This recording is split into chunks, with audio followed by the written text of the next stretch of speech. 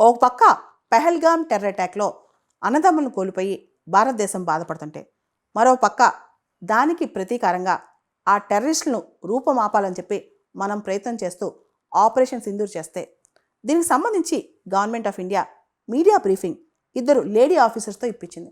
దానిలో ఒకళ్ళు colonel Sophia Qureshi. అయితే ఆమెను కూడా వదిలిపెట్టలేదు ఈ రాజకీయ నాయకులు.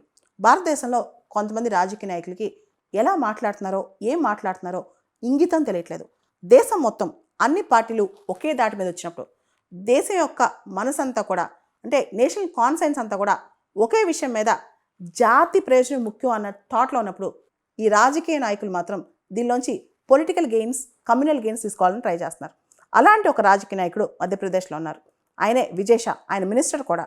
ఆయన కల్నల్ సోఫియా ఖురేషి పైన ఒక డ్రాస్టిక్ కామెంట్ చేశారనమాట. మోడీ గారు ఆ అమ్మాయిని పంపించి బ్రీఫింగ్ ఎందుకు ఇప్పించారు, దీని మీద మాట్లాడుతూ ఆయన వాళ్ళ సిస్టరే, అంటే ఎవరైతే టెర్రరిస్టులు ఉన్నారో వాళ్ళ సిస్టర్ అన్నట్టు మాట్లాడారనమాట. అంటే ఒక లేడీ ఆఫీసర్ని అవమానిస్తూ, దేశానికి రిప్రజెంట్ చేస్తూ అమ్మాయి మాట్లాడిన దాన్ని అవమానిస్తూ ఆయన కొన్ని డిరగేటరీ కామెంట్స్ చేశారు అమ్మాయి మతం మీద. దీనికి సంబంధించి ఇనీషియల్గా మధ్యప్రదేశ్లో ఎఫ్ఐఆర్ కూడా రిజిస్టర్ అవ్వాలి.